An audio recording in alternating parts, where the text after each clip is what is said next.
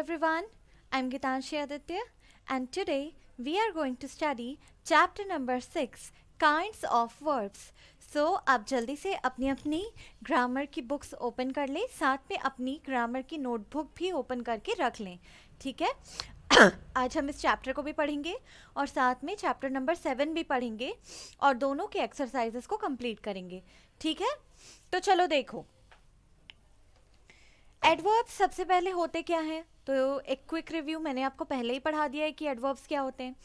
जो भी वर्ब्स के बारे में कुछ बताते हैं उन्हें ही हम एडवर्ब्स कहते हैं, ठीक है। जो वर्ड्स जो हैं वर्ब के बारे में कुछ बताते हैं उन्हें ही हम एडवर्ब्स कहते हैं, ठीक है। जैसे अगर मैं दौड़ रही हूँ, मैं दौड़ने का काम कर रही हूँ, तो मैं कैसे दौड़ रही हूँ, मैं स्लो दौड़ रही हूँ या फास्ट दौड़ रही हूँ, तो ये मेरे काम के बारे में बता रहे हैं। मैं काम क्या कर रही हूँ, दौड़ने का, रनिंग का काम कर रही हूँ, ठीक है, ये एक वर्ब है। और अब मैं कैसे दौड़ रही हूँ, मतलब अगर मैं स्लो दौड़ रही हूँ या मैं फास्ट दौड़ रही हूँ, तो यहाँ पे पता चल रहा है ना कि मैं कैसे दौड़ रही हूँ, मतलब मैं दौड़ने का काम कैसे कर रही हूँ। तो स्लो या फास्ट एक एडवर्ब है। एडवर्ब हमेशा ही ऐसे वर्ड्स होते हैं जो वर्ब के बारे में कुछ बताते हैं, मतलब कोई काम कैसे किया जा रहा है, ठीक है। अगर आप गा रहे हैं तो आप कैसा गा रहे हैं, गाने का काम कर रहे हैं आप, गाना सिंगिंग एक वर्ब है। लेकिन आप लाउडली गा रहे हैं तो ये एक एडवर्ब है, क्योंकि ये बता रहा है कि आप कैसे गा रहे हैं, ठीक है। तो ये जो वर्ब्स एडवर्ब्स होते हैं ना, वो टोटल 4 टाइप्स के होते हैं, ठीक है। यहाँ पे हम काइंड्स ऑफ एडवर्ब्स ही पढ़ने वाले हैं। ये एडवर्ब्स 4 टाइप के होते हैं। Adverbs of time, adverbs of place, adverbs of manner, adverbs of frequency, ठीक है। सबसे पहले आ जाते हैं एडवर्ब्स ऑफ टाइम के बारे में। जो एडवर्ब्स टाइम बताने के लिए यूज किए जाते हैं उन्हें हम एडवर्ब्स ऑफ टाइम कहते हैं। जैसे कुछ भी काम है वो कब किया गया, today, yesterday, last week, next week, tonight, etcetera. तो जैसे अगर मैं कहूँ आई एम स्टडिंग टुडे, मैं पढ़ने का काम कब कर रही हूँ, आज कर रही हूँ। वैसे ही yesterday, I was watching TV yesterday, मैं टीवी देखने का काम कब कर रही थी, कल कर रही थी। लास्ट वीक, मैं पिकनिक पे गई थी, ठीक है, I went on a picnic, मैं गई थी, जाने का काम की थी पिकनिक पे कब, तो लास्ट वीक। नेक्स्ट वीक, तो मैं कहीं और जाऊंगी, तो नेक्स्ट वीक। तो जो चीज़ टाइम बताती है कि कोई काम आप कब कर रहे हो, आपका जो टाइम है, उसे ही हम एडवर्ब्स ऑफ टाइम कहते हैं। जैसे आपने कोई काम कब किया, जैसे टुडे आज किया, यस्टरडे कल किया, लास्ट वीक पिछले हफ्ते किया, नेक्स्ट वीक अगले हफ्ते करोगे, या टुनाइट आज रात करोगे। जैसे अगर मैं आज रात 2 घंटे पढ़ाई करूँगी, ठीक है, तो ये टुनाइट हो जाएगा, ठीक है। तो ये है एडवर्ब्स ऑफ टाइम। अब आ जाते हैं एडवर्ब्स ऑफ प्लेस। जब जो एडवर्ब्स ये बताते हैं कि किस जगह पे वो काम हो रहा है, उन एडवर्ब्स को हम एडवर्ब्स ऑफ प्लेस बोलते हैं, क्योंकि ये प्लेस बता रहे, जगह बता रहे हैं। Here, there, in the tree, at school. जैसे आई स्टडी एट स्कूल, मैं पढ़ती हूँ, लेकिन कहाँ पढ़ती हूँ, पढ़ने का काम तो मैं करती हूँ, लेकिन कहाँ करती हूँ, तो स्कूल में। वैसे ही इन द ट्री भी एक एडवर्ब है। जैसे क्या बोलते हैं, the birds live in the tree, birds जो हैं वो ट्री में रहती हैं। जो बर्ड्स हैं वो रहती हैं, लेकिन कहाँ रहती हैं, ट्री में रहती हैं। वैसे ही इज सिटिंग देयर, वो बैठा है, लेकिन कहाँ बैठा है, तो वहाँ बैठा है, तो देयर। या फिर वो यहाँ आ रहा है, यहाँ आने का काम कर रहा है, वो कहाँ आने का काम कर रहा है, तो यहाँ। इसलिए here, there, in the tree, at school, ये सारे प्लेस है, क्योंकि ये बता रहे हैं कि कोई काम कहाँ हो रहा है, ठीक है। तो एडवर्ब्स ऑफ टाइम जो समय बताता है, कब, वैसे ही प्लेस, जगह। फिर है एडवर्ब ऑफ मैनर, मतलब किस तरीके से, कोई काम किस तरीके से किया गया है, ये बताने के लिए जिन वर्ड्स का यूज़ किया जाता है वो होता है एडवर्ब्स ऑफ मैनर, ठीक है। टाइम समय, प्लेस जगह, और मैनर किस तरीके से। जैसे मैं गा रही हूँ, तो मैं कैसा गा रही हूँ, आई एम सिंगिंग, ठीक है, मैं गाने का काम कर रही हूँ, लेकिन आई एम सिंगिंग लाउडली, मैं बहुत ही जोर से गा रही हूँ। वैसे ही दूसरा, आई एम रीडिंग, मैं पढ़ रही हूँ, बट कैसे पढ़ रही हूँ, तो साइलेंटली, मतलब शांति से पढ़ रही हूँ। तो मैं पढ़ने काम क्या कर रही हूँ, पहले में मैंने पढ़ने का काम किया, सॉरी पहले में मैंने गाने का काम किया, लेकिन मैं वो गाना कैसे कर रही हूँ, जोर से गा रही हूँ। वैसे ही पढ़ने का काम कैसे कर रही हूँ, तो एकदम साइलेंटली, शांत होके कर रही हूँ। फिर हैप्पीली, तो children are eating chocolate, children chocolate खा रहे हैं, खाने का काम कर रहे हैं, और कैसे, हैप्पीली, खुशी खुशी खा रहे हैं। ठीक है, तो जो भी एडवर्ब्स ये बताते हैं कि कोई काम किस तरीके से किया जा रहा है, उसे ही हम एडवर्ब्स ऑफ मैनर कहते हैं। ठीक है, जैसे लाउडली, साइलेंटली, हैप्पीली एक्सेट्रा। अब adverbs of frequency, adverbs of frequency में हम ये समझते हैं कि कोई काम कितने दिनों में होता है। ठीक है, जैसे मान लो नेवर, मतलब कोई काम आपने कभी नहीं किया, तो ये तो सीधी सी बात है, आपने किया ही नहीं है। जैसे यहाँ पे एक एग्जाम्पल है, I will never tell a lie, मैं कभी भी झूठ नहीं बोलूँगी, तो ये एक ऐसा काम है जो आप कभी नहीं करोगे। फिर अगर मैं कहूँ एवरी डे, तो I brush my teeth every day, मैं अपने दांत रोज ब्रश करती हूँ। ठीक है, तो ये एक ऐसा काम है जो मैं हर दिन करती हूँ, दिन में एक बार करती हूँ। तो ये सारी चीज़ें, मतलब कितने टाइम में आप कोई काम करते हो, एडवर्ब ऑफ फ्रीक्वेंसी ऐसे ही वर्ड्स को कहते हैं जो ये बताते हैं कि कोई काम आप कितने टाइम में करते हो।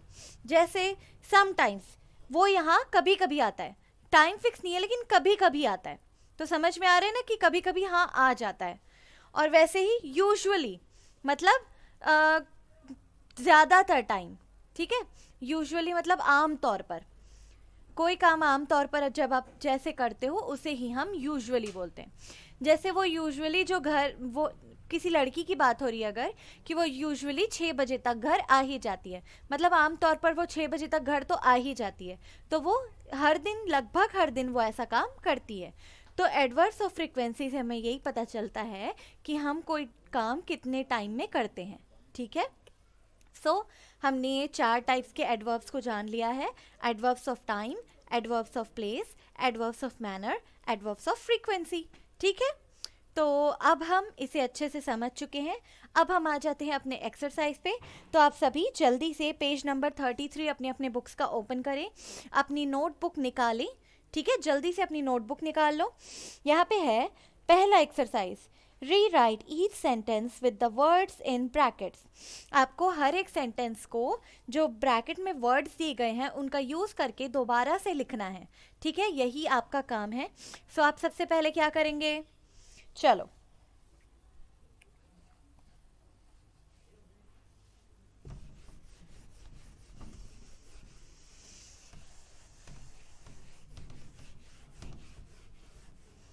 अपनी अपनी नोटबुक्स ओपन करो। ठीक है, ऊपर में जो आपका ये जो मार्जिन है उसमें आप क्वेश्चन लिखेंगे, वही रीराइट ईच सेंटेंस वाला ऊपर में। ठीक है, रीराइट ईच सेंटेंस, ठीक है, जो भी है ऊपर। फिर क्वेश्चन नंबर 1 के लिए एक लाइन छोड़ो, क्वेश्चन लिखना क्या है पहला, माई सिस्टर इज पोलाइट। ठीक है, और ब्रैकेट में है ऑलवेज, तो ये पहला वाला आपको पहले से ही आंसर दे दिया गया है, तो आप अपनी कॉपी में पहले 2 लाइन छोड़ दो, फर्स्ट क्वेश्चन के लिए, दूसरा आंसर के लिए। ठीक है, ये 2 लाइन आपने छोड़ दी। अब सेकेंड के लिए, क्वेश्चन के लिए एक लाइन यहाँ पे छोड़ दो और उसका आंसर मैं आपको यहाँ पे लिखाऊंगी। तो पहला है माई सिस्टर इज पोलाइट, आपको यूज करना था ऑलवेज, तो उसने बनाया है यहाँ पे my sister is always polite, तो ये आप यहाँ पे पहले लिख लें। उसके बाद सेकंड है he is coming here, bracket में है टुडे, तो हम इसका आंसर बनाएंगे he is coming here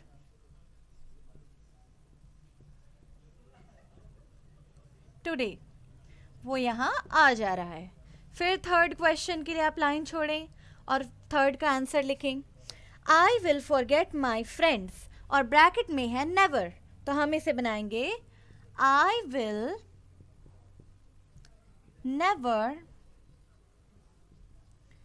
forget my friends. I will never forget my friends. Fourth है Manu is late for school. ठीक है, यहां पे आपको ऑफन वर्ड का यूज करना है. तो मनु इज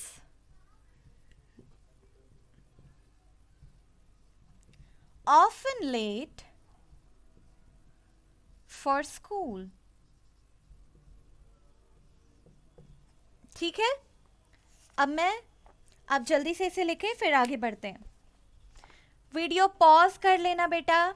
ठीक है, वीडियो पॉज कर लेना, उसके बाद फिर इसे लिख लेना, या चाहो तो स्क्रीनशॉट खींच लो और उसके बाद फिर इसे लिख लेना.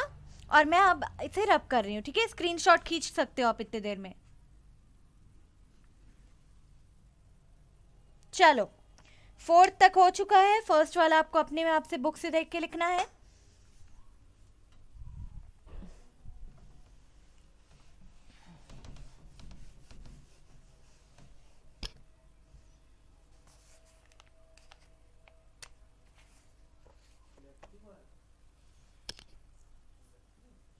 तो देखो, फिफ्थ है we play in the park और ब्रैकेट में है समटाइम्स. तो ये होगा we play in the park sometimes. हम पार्क में खेलते हैं कभी कभी. Sixth, we painted our house. Bracket में है लास्ट ईयर. तो आंसर होगा we painted our house last year. Seventh, the old man was walking. Bracket में है slowly. तो the old man was walking slowly. Eighth, she reaches home before 6 p.m. Bracket में है usually. So she usually reaches home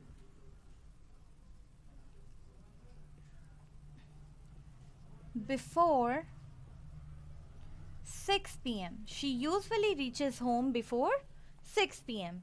ठीक है, ये है. जल्दी से लिखो, फिर आगे बढ़ते हैं.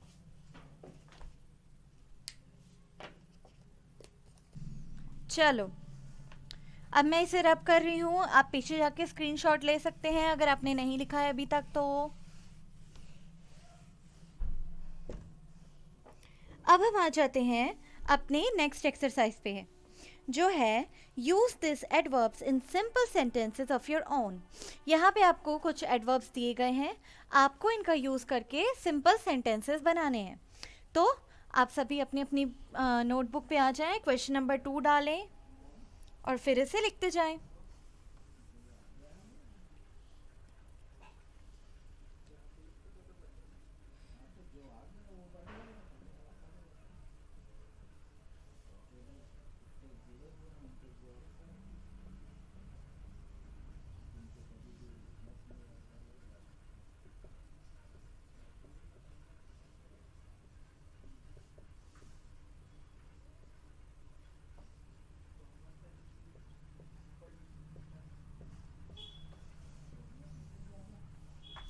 पहला है here.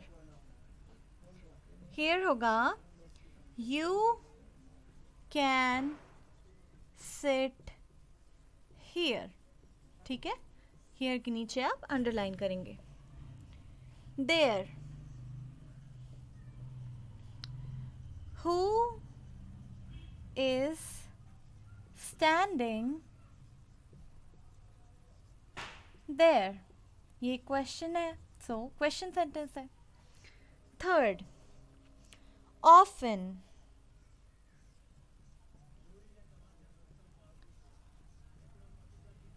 He is often late for school. वो बहुत बार स्कूल जाने में लेट होता है। फिर वेल, वेल मतलब अच्छा। So she can sing well, वो अच्छा गा सकती है। Fifth, badly,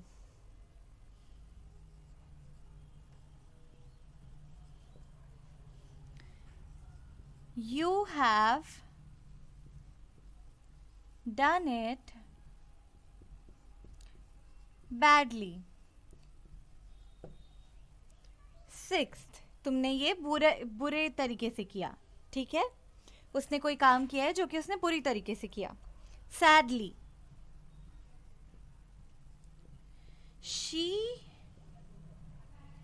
looked sadly at me. Never, we should never tell lies.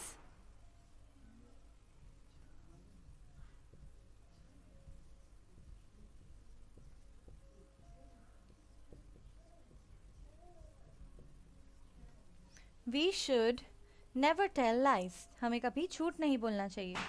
जल्दी से लिखो, स्क्रीनशॉट खींच लो, फिर आगे बढ़ते हैं।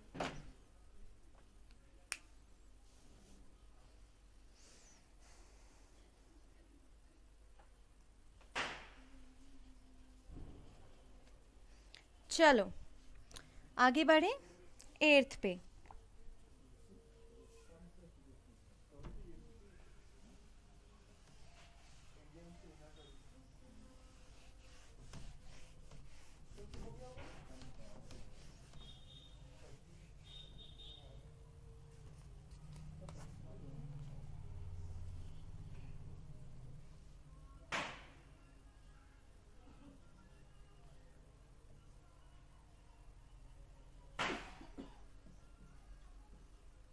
ऑलवेज तो आप अभी आपने देखा होगा ऊपर वाले उसमें, my sister is always polite. ठीक है, फिर 9th, लाउडली।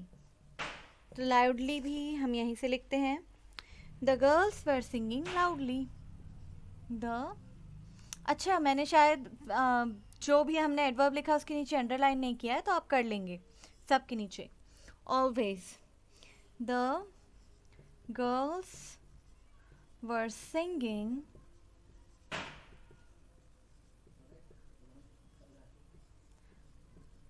लाउडली।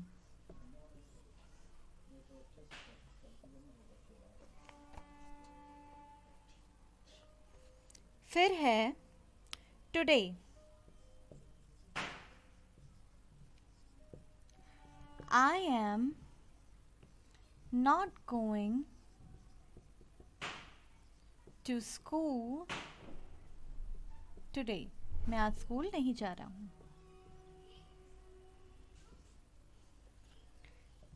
11,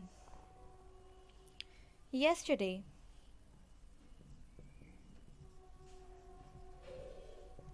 तो ये होगा, I saw her at the market yesterday. I saw her at the market yesterday.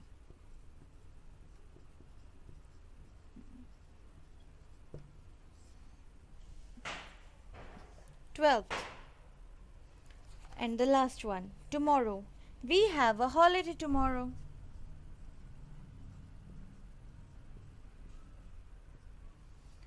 We have a holiday tomorrow.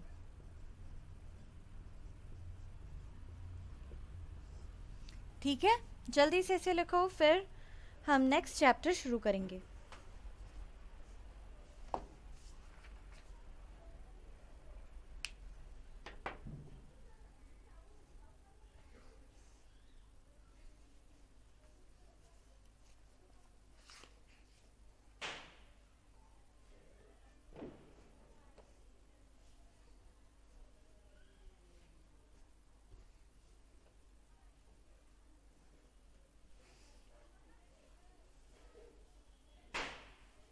चलो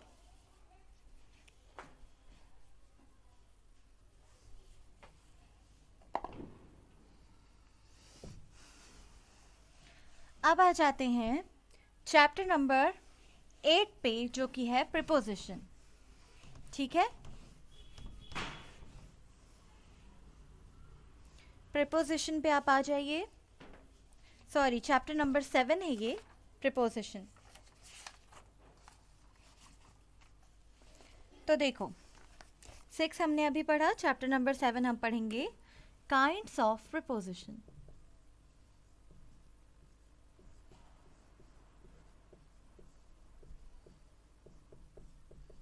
ठीक है, सबसे पहले प्रीपोजिशन क्या होता है? तो प्रीपोजिशन क्या होता है? प्रीपोजिशन एक सेंटेंस में एक नाउन या फिर प्रोनाउन का उसी सेंटेंस में दूसरे वर्ड के साथ रिलेशनशिप दिखाता है। ठीक है, एक नाउन या प्रोनाउन का उसी सेंटेंस में के किसी दूसरे वर्ड के साथ रिलेशनशिप दिखाने वाले वर्ड को हम प्रीपोजिशन कहते हैं। जैसे टू, ऑन, इन, ठीक है, राउंड, या फिर at, from, into, out of, under, ये ओवर, ये सारे जो हैं प्रीपोजिशन होते हैं, क्योंकि ये एक सेंटेंस में एक नाउन या प्रोनाउन का रिलेशनशिप दिखाते हैं उसी सेंटेंस में किसी दूसरे वर्ड के साथ। ठीक है, इन्हीं को हम प्रीपोजिशन कहते हैं। तो देखो, प्रीपोजिशन यहाँ पे जो है वो 3 टाइप के होते हैं। पहले है प्रीपोजिशन ऑफ टाइम, इसमें है ऑन, एट, इन, एक्सेट्रा। ठीक है, on, in, at, etcetera, preposition of time. ठीक है, जो प्रीपोजिशन टाइम बताते हैं उन्हें हम प्रीपोजिशन ऑफ टाइम कहते हैं। उनमें के एग्जाम्पल क्या है? ऑन, एट, इन, ये प्रीपोजिशन किसी टाइम के साथ लगते हैं। ठीक है, जैसे ऑन प्रीपोजिशन जो है, ये जो प्रीपोजिशन ऑन है वो किनके साथ लगता है? तो देखो, ऑन जो है किसी डे के साथ, जैसे संडे, मंडे, ट्यूसडे, इनके साथ ये लगता है। ठीक है, तो ये कोई डे है ना, एक तरीके से कोई टाइम है। अगर आप बोलो कि मैं खेलने आऊँगा, कब आओगे? तो फिर मैं संडे को तेरे साथ खेलने आऊँगा, ऐसे बोलते हो ना, तो आपने क्या टाइम बताया। तो ऑन प्रीपोजिशन टाइम के साथ लगते हैं, ये टाइम के साथ लगने वाले प्रीपोजिशन होते हैं। ऑन किसके साथ? किसी दिन के साथ लगता है। जैसे मैं कहूँ 10th जून, तो किसी डेट के साथ भी लगता है।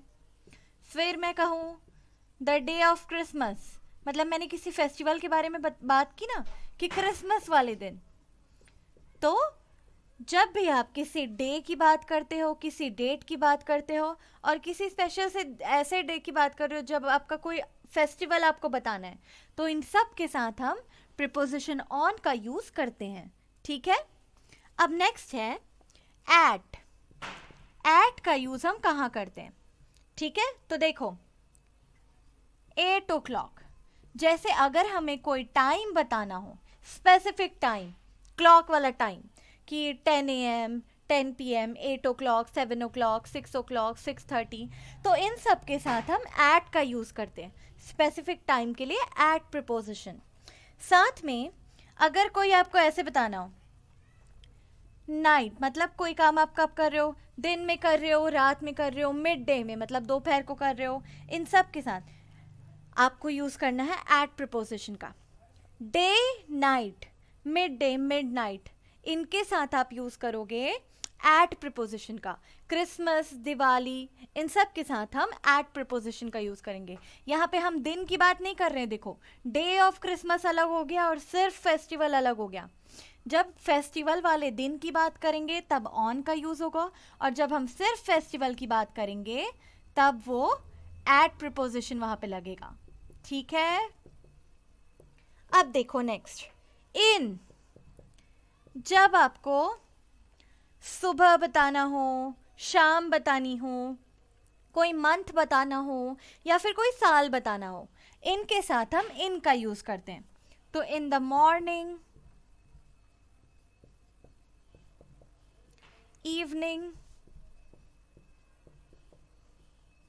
फिर मंथ देखो जून हो गया, जुलाई, अगस्त, जो भी, 2005, 2006, 2007, ये सारे क्या हो गए, साल हो गए ना। या फिर कोई सीजन बताना हो, जैसे समर, विंटर, रेनी, ठीक है, इनके साथ हम इन प्रीपोजिशन का यूज करते हैं।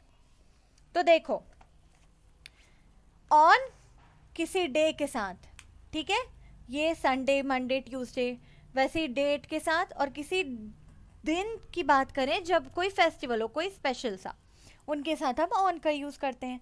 एट कोई टाइम के लिए, नाइट या फिर बीच का जो टाइम होता है ना, नाइट हो गया, मिड नाइट हो गया, मिड डे हो गया, इन सब के लिए एट प्रीपोजिशन। और कोई स्पेसिफिक सा फेस्टिवल जैसे क्रिसमस, दिवाली, होली, ईद, इनके लिए भी एट। अगर हम उसके दिन की बात करते, क्रिसमस का दिन बोल देते, तो वो ऑन हो जाता, लेकिन सिर्फ क्रिसमस बोल रहे हैं इसलिए एट है। फिर इनका यूज़ मॉर्निंग, इवनिंग, या फिर कोई मंथ है, जून, जुलाई, अगस्त, जनवरी, फरवरी, 2005, 2006, 1999, कोई भी साल हो गया, उसके साथ हम इनका यूज़ करते हैं। और कोई सीज़न, उसके साथ भी हम इसी का यूज़ करते हैं, ठीक है। तो ये हो गया प्रीपोजिशन ऑफ टाइम।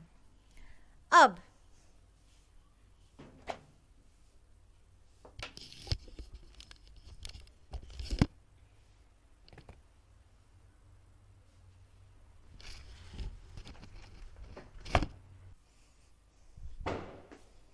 ओके, सो अब हम आ जाते हैं प्रीपोजिशन ऑफ मूवमेंट पे, ठीक है।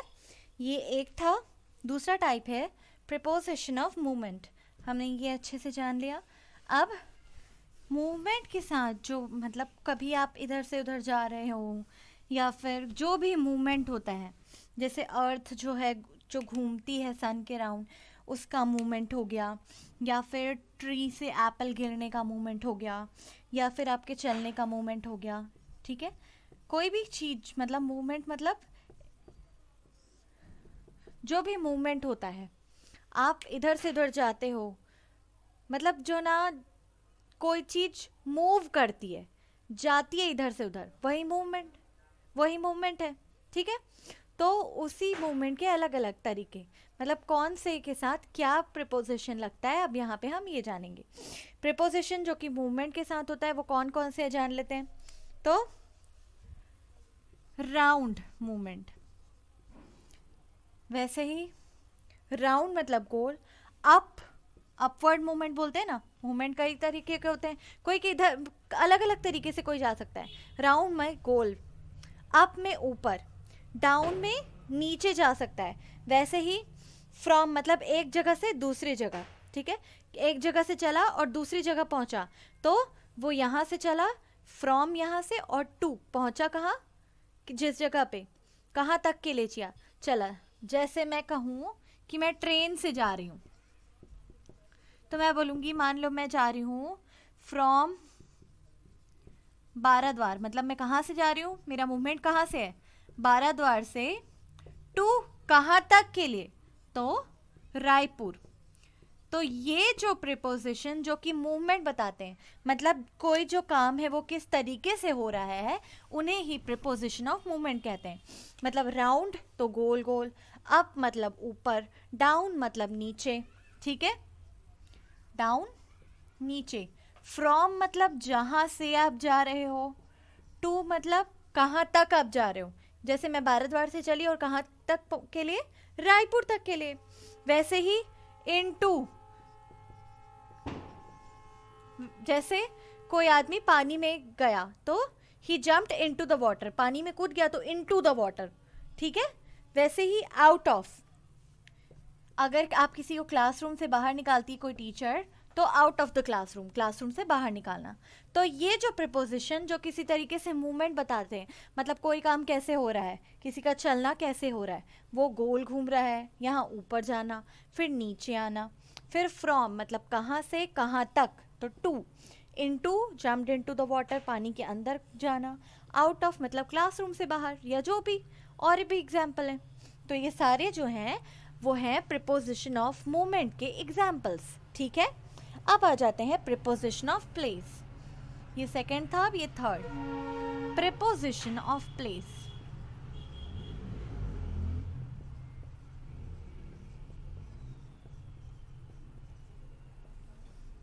जो प्रीपोजिशन प्लेस बताता है उसे ही हम प्रीपोजिशन ऑफ प्लेस कहते हैं। जैसे ऑन, कोई चीज़ कहाँ रखी, मान लो मैं कह रही हूँ कि the ball is on the table, तो आपको पता चल रहा है ना कि वो जो टेबल है उसके ऊपर बॉल रखी है, ठीक है। अगर मैं कहूँ अंडर द टेबल, मतलब वो जो बॉल है वो टेबल के नीचे रखी है। तो जो प्रीपोजिशन हमें ये बताते हैं कि कोई चीज़, कोई वस्तु कहाँ रखी है, उनकी पोजीशन या प्लेस बताते हैं, उन्हें ही प्रीपोजिशन ऑफ प्लेस कहते हैं। ऑन मतलब ऊपर, एट मतलब कोई चीज़ कहाँ है, जैसे वो घर पे है, हम लोग बोलते हैं ना कोई चीज़ घर पे, तो ही जैसे मेरा जो पर्स है वो घर पे है, तो माई पर्स इज़ एट होम।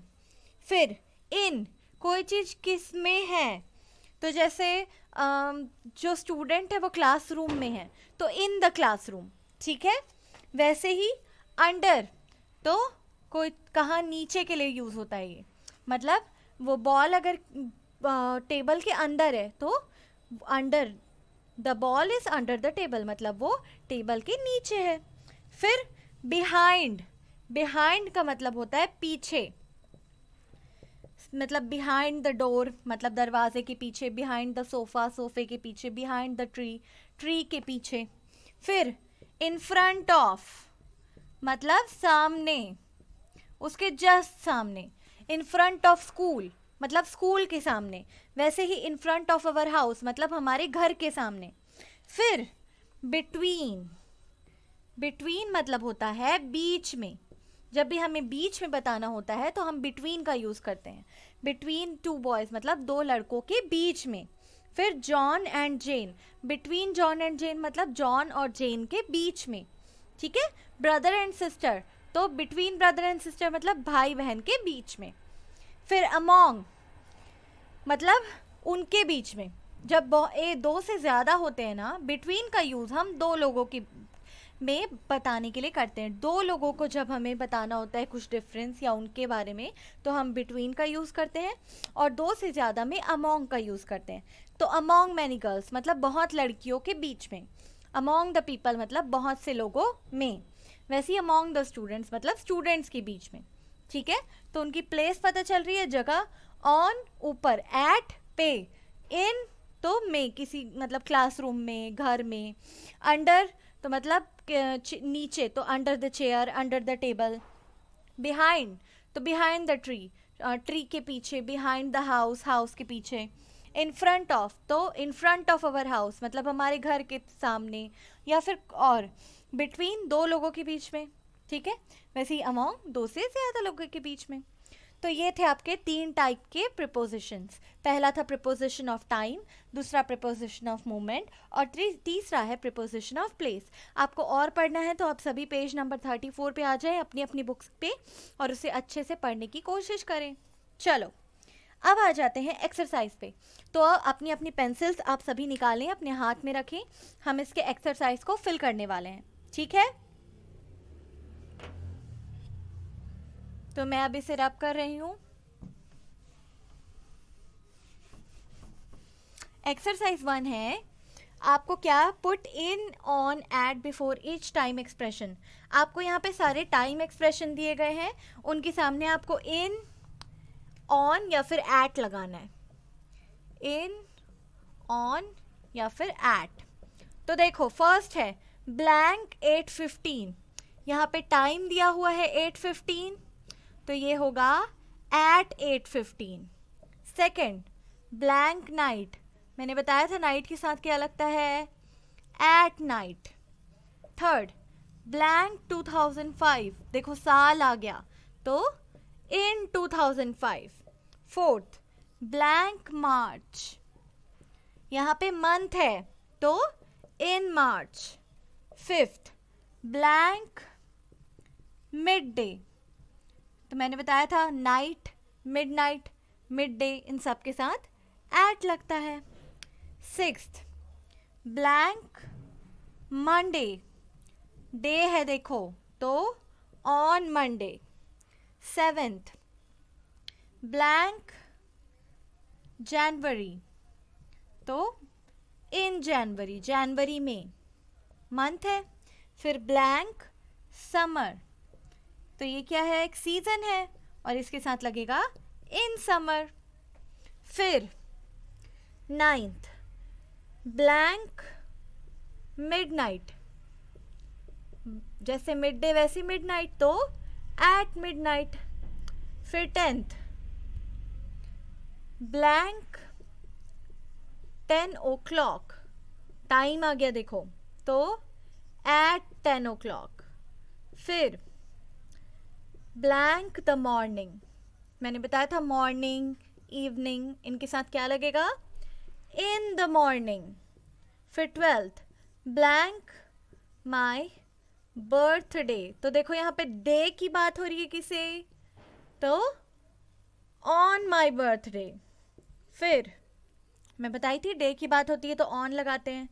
फिर देखो यहाँ पे डे आ गया, फ्राइडे नाइट, तो ऑन फ्राइडे नाइट.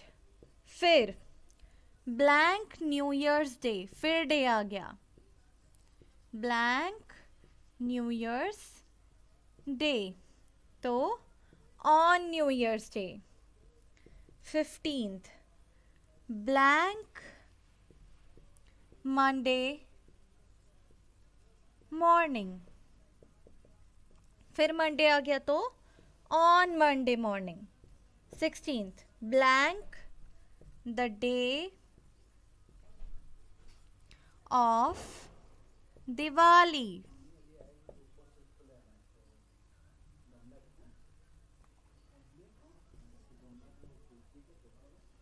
तो on the day of Diwali. आप इसे जल्दी से फिल करें, फिर हम इसे आगे कंटिन्यू करेंगे नेक्स्ट एक्सरसाइज में. स्क्रीनशॉट खींच लो और आगे बनाओ.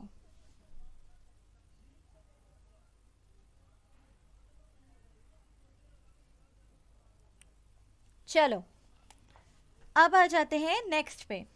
ये है match the prepositions with the pictures, write the correct number against each preposition, then use the preposition in your own sentences.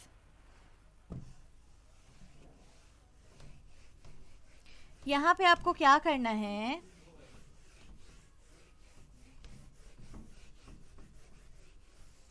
कि ना यहाँ पे है कुछ, यहाँ पे पिक्चर्स दिए हुए हैं, ठीक है. आपको ये बताना है कि कौन सा वाला इन की बात कर रहा है, कौन सा वाला अप की बात कर रहा है, कौन सा प्रीपोजिशन डाउन बता रहा है. तो ये यहाँ पे आपको उस नंबर को यहाँ पे लिखना है. इन प्रीपोजिशन से मिलता हुआ कौन सा है, देखो यहाँ पे अगर जो नंबर मिलता हुआ दिखता है तो आप वहाँ पे उस नंबर को इस ब्लैंक पे लिख दोगे, ठीक है. तो सबसे पहले है इन प्रीपोजिशन, तो इसका जो नंबर है ना वो 11th वाला है. 11th वाले में देखो वो जो बॉल है वो उस बॉक्स के अंदर है, तो यहाँ पे वो इन द बॉल होगा, सॉरी इन द बॉक्स होगा, इसलिए इन के साथ मिलता हुआ 11th है. फिर अप, तो अप से मिलता हुआ है 10th वाला. 10th में देखो एक जो यहाँ पे एक क्या बोलते हैं, एक ऐसा बना हुआ है वो ऊपर ऐसे जा रहा है, तो अप जा रहा है इसलिए 10th. फिर 2, तो 2 से मिलता हुआ है 8th वाला, क्योंकि देखो यहाँ पे एक बॉक्स है वो कहीं से आ रहा है और यहाँ पे जा रहा है, तो मैं बताई थी जो कहीं से आता है और कहीं जाता है, तो फ्रॉम टू, यहाँ पे फ्रॉम और यहाँ पे टू, तो ये 2 है 8th वाला. फिर है ऑन, तो आप 15th वाला देखो, 15th वाला उसमें टेबल के ऊपर बॉल रखी हुई है, तो ऑन द टेबल. फिर ऑफ, ऑफ मतलब होता है नीचे आ जाना, ठीक है, मतलब कोई सी चीज़ का कहीं से चले जाना. तो यहाँ पे टेबल है, टेबल से वो नीचे आ रहा है, देखो फर्स्ट वाले में वो नीचे कोई चीज़ आ रही है, तो ऑफ द टेबल, टेबल से नीचे, इसलिए फर्स्ट. इनटू,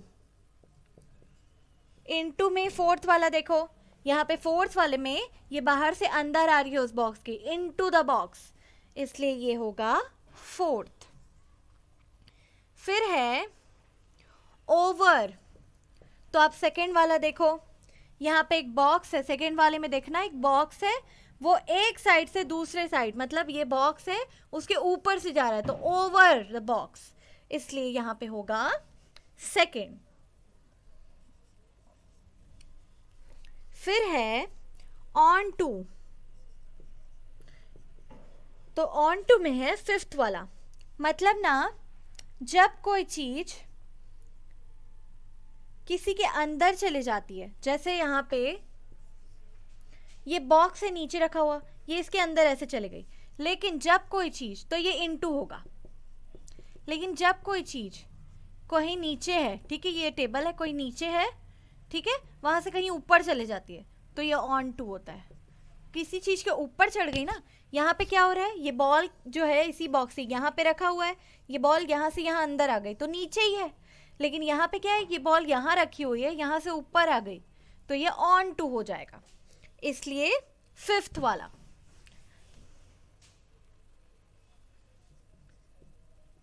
बिसाइड मतलब बगल में, तो 18th वाला देखो आप, वो टेबल के बगल में रखी है ना बॉल, तो 18th बिसाइड।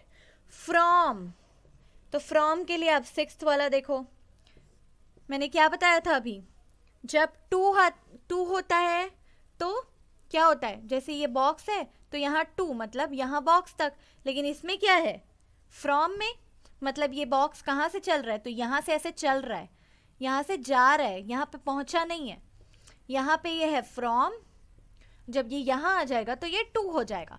तो ये वाला पिक्चर देखो 6 में, ये यहाँ पे है ना, ये वाला इमेज है ये, तो ये होगा फ्रॉम, तो 6th वाला। फिर डाउन, तो डाउन के लिए आप 9th देखो, 9th वाले में क्या हो रहा है, ये ऐसे है तो वो नीचे आ रहा है, इसलिए डाउन। फिर अंडर, अंडर के लिए आप देखो 7th वाला, वहां पे एक चेयर है, उसके नीचे बॉल रखी हुई है, तो अंडर। फिर राउंड मतलब गोल घूमते हुए, तो राउंड के लिए आप देखो 13th वाले में देखो, ये बॉक्स है और उसके चारों तरफ का इशारा है, मतलब ऐसे गोल घूमते हुए का, इसलिए राउंड में 13th वाला। फिर आउट ऑफ, तो आउट ऑफ के लिए आप देखो 12th, ये बॉक्स है उससे बाहर जा रहा है, तो ये आउट ऑफ द बॉक्स, ठीक है, out of the class, out of the school, तो बाहर जा रहा है ना, इसलिए ये है 12th। फिर अक्रॉस, इसके लिए होगा 17th। अक्रॉस में क्या होता है, एक साइड से दूसरी साइड, ये है तो एक साइड, ये है दूसरी साइड, एक साइड से दूसरी साइड में अक्रॉस कहा जाता है जाना, तो 17th। बिहाइंड, बिहाइंड मतलब पीछे, तो यहाँ पे देखो 16th वाला, 16th में बॉल जो है वो चेयर के नीचे नहीं रखी हुई, उसके पीछे रखी हुई है, इसलिए बिहाइंड। और थ्रू, थ्रू के लिए आप देखो 14th वाला, यहाँ पे एक आपको ऐसे एक दिख रहा है, तो यहाँ से देखो, यहाँ से जाते हुए उससे जाते हुए, उससे जा रही है ना, इससे जो है कोई चीज जा रही है, पार हो रही है, तो I am going through this, the ball is going through the tunnel, ठीक है, हमने मान लेते हैं कि एक छोटा सा सिलेंडर है, तो the ball is going through the cylinder, तो 14th। फिर बिटवीन, तो बीच में, तो बिटवीन के लिए क्या बचा, 3rd वाला देखो, हाँ, दो बॉक्सेस के बीच में बॉल रखी हुई है, तो 3rd। आया समझ में, तो ये है आपका प्रीपोजिशन। अब होमवर्क आपका ये है कि आपको इन सब प्रीपोजिशन से एक एक सेंटेंस अपनी ग्रामर कॉपी में बनाना है, ठीक है। आपको किन का यूज करके सेंटेंस बनाना है, इन से एक सेंटेंस बनाना है, अप से, टू से, on, off, into, over, on to, beside, सब से आपको एक एक सेंटेंस बनाना है। जैसे कि एक एग्जांपल मैं दे देती हूँ, the ball is in the box, ball कहाँ है, तो बॉक्स के अंदर है। वैसे ही आप बना सकते हो कि क्या बना सकते हो, देखो अप से भी कोई से बना सकते हो, the birds are flying up in the sky, ऊपर उड़ रही हैं, तो I am going to Bilaspur. ठीक है, तो ऐसे ही आपको सारे सेंटेंसेस यहाँ पे बनाने हैं। ये आपका होमवर्क है, ठीक है, भूलना नहीं है। आप जल्दी से इसका स्क्रीनशॉट ले लो। हाँ, तो मैं यहाँ पे आपको होमवर्क भी लिख देती हूँ। To make sentences